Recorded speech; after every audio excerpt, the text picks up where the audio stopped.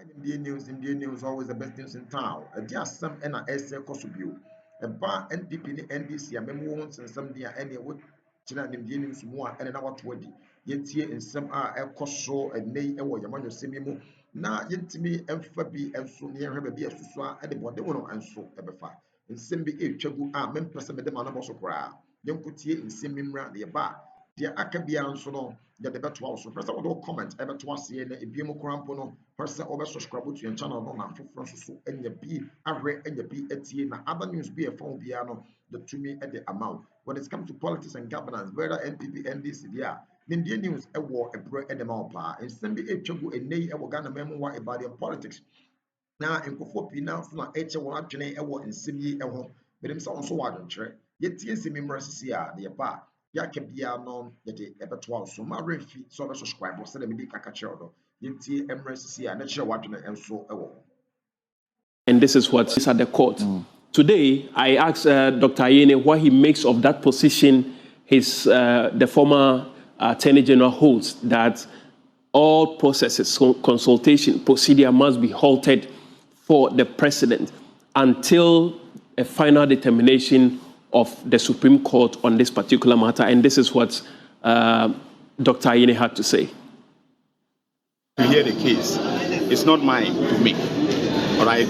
And the reason why we were absent at the last agenda was because we organized a training far ahead of the date that was given to us by the court. And the training was for all state attorneys, all right, by the ECOWAS Court of Justice. So they were being trained on the procedures and rules of the ECOWAS Court of Justice. And because of that, I was deeply involved in the training. My deputy was deeply involved in the training. The ECOWAS delegation that was doing the training was here in Accra. And we just asked for a date. Lawyers ask for this all the time when they are constrained and cannot be available in court. So for you to interpret that to mean that we are not willing, to go along with this process is totally unacceptable. A lot went on after the in-camera meeting between the Attorney General and the former Attorney General, and then the outcome of their deliberation with the presiding judge over this matter. Yeah. But you spoke to him on other matters.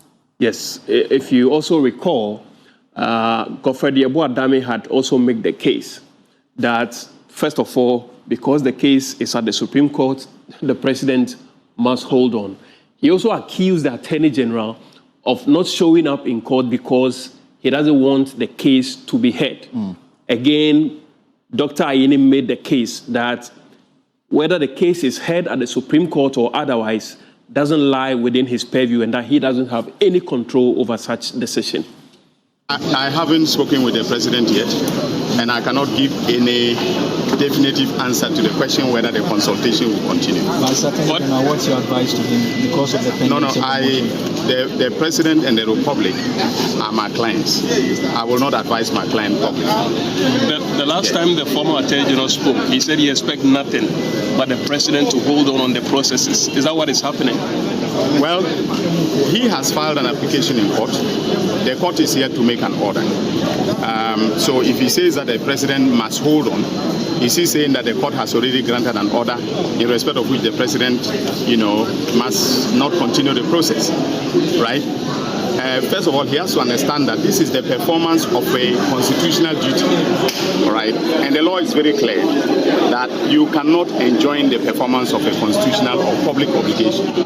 And so, for me, I don't see the point that he's trying to make by saying that the president must hold on to the process of consultation. His argument is that because of what is happening here at the Supreme Court, the president ought to hold on. Well, that is why I have said the president is performing a constitutional duty, and the law is very clear that you cannot enjoin the performance of a public obligation. What do you make of today's adjournment? The adjournment? No, the adjournment is to May 6th. So, because one of the panel members was not, was unavoidably absent. And so the court has adjourned it to the 6th of May. Right, so we'll have to wait till May 6th before we'll get to understand how long this case will travel. But again, you may recall there are 3 petitions to the president. These petitions were forwarded to the Council of State. The Council of State made their own judgment on it. The petition went back to the presidency, then went to the Chief Justice for her to respond within 10 days. Her response has come in. And then it's unclear whether there is a case for her to answer, pending the advice that the Council of State will provide. Meanwhile, the minority in Parliament has weighed in on the petition seeking the removal of the Chief Justice from the office. Speaking at a news conference today, legal counsel to the minority caucus, John Darkman, described the petitions as significant setback to Ghana's democratic progress. He also described some of the claims captured in the petition as ridiculous and a ruse to get the president to suspend the Chief Justice. Of the above, that we see that the spurious petition for the removal of the CJ as a serious setback to our democratic journey. We are aware of the petition. The purpose of the petition, we have gathered, is to malign the head of the judiciary, orchestrate her removal, and thereby silencing the judiciary, and finally, to exert control. We are aware of the plans, and here I want to repeat again. We are aware of plans being hatched to invoke Article 14610A to suspend the CJ, to appoint somebody who is a known sympathizer of the current NDC government to act as the Chief Justice of the Republic.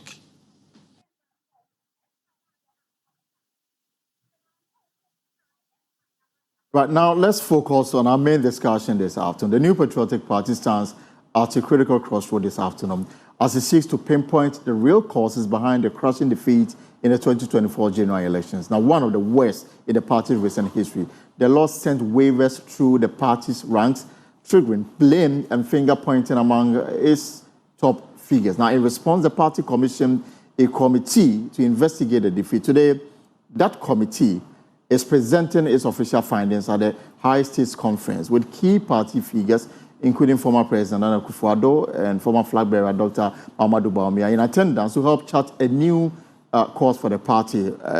Professor Michael Quay led that committee and is expected to present his findings to the committee. Now, my colleague Kenneth Biasi is live at Alisa Hotel. Let me run to him now and understand what really is going on. So, Kenneth, the meeting, is it underway?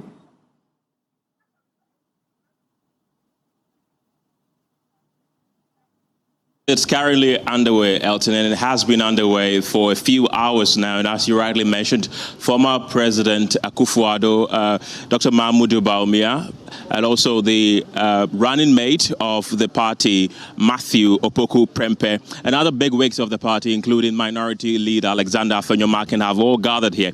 And if viewers will recall, immediately after the defeat, the mammoth defeat of the New Patriotic Party in December, they set up a 12-member committee, which was headed by the former Speaker of Parliament, Aaron Michael Okwe, to investigate the circumstances that led to that defeat. They were given a period of 3 months to come up with their findings. The deadline was the 31st of March 2025, and today is the D-Day that they are going to do the presentation here at Alisa Hotel. And prior to that, there were a lot of controversies around that. Elton, you had an interview with former Domi Kwabenya MP Sarah Adjoa Safo, who called that committee as a bogus one and anti-Bawumia, and of course went as far as daring the former Speaker of Parliament, Aaron Michael Quay, to in fact investigate what happened or what led to the defeat of his son, Michael Quay Jr., in the Domi Kwabenya constituency, which until last year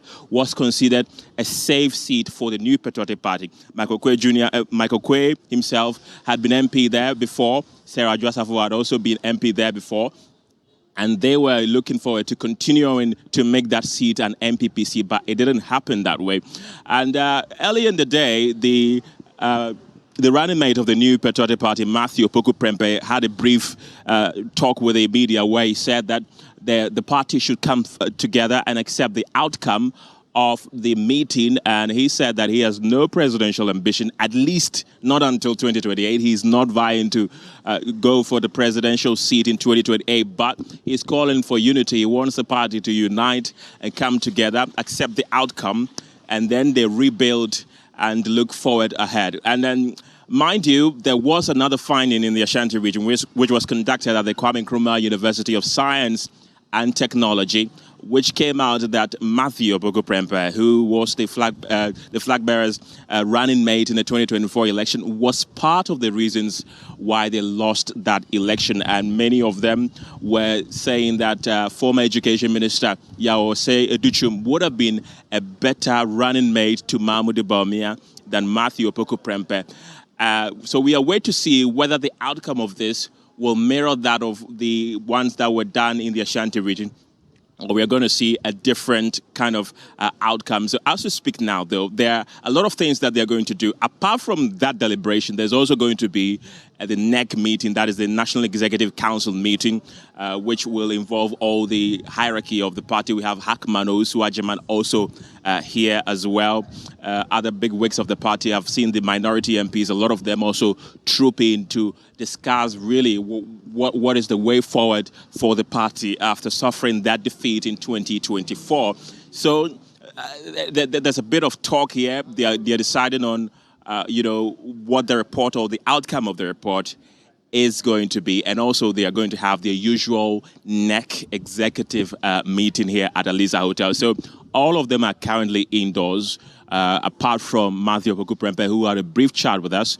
None of them have spoken to us yet, and we are still on standby to see what the outcome of that particular meeting is going to be. And of course, a lot of people are looking forward to that report. Some contemplations are whether or not they will make it public or not, because, I've been hearing from the corners of Aliza Hotel that if the findings are damning, it is likely that it will not be made public. But of course, it is a political party and they work with numbers. So a lot of their supporters will be expecting that they make that findings public. So as we speak now, the meeting is currently underway. We do not know what time it will end, but the bigwigs of the party, all the people that matter within the new Patriotic Party are here for that particular meeting. Do you see party supporters around? Are they nosing around to sort of understand what really is going on?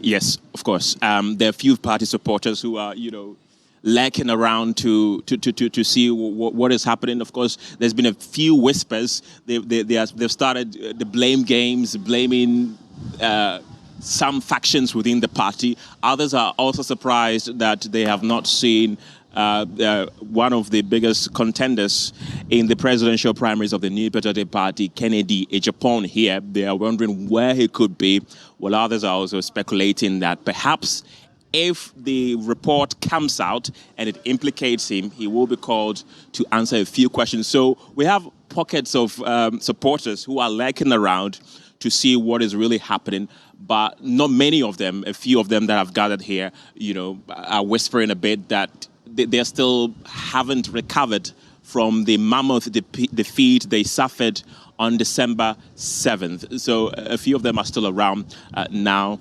and we will be on the lookout to see if we can get any of them to speak to us. But as we speak now, though, we can see some movement. Okay, let's go. The former Speaker of Parliament, Aaron Michael Quay, is coming out.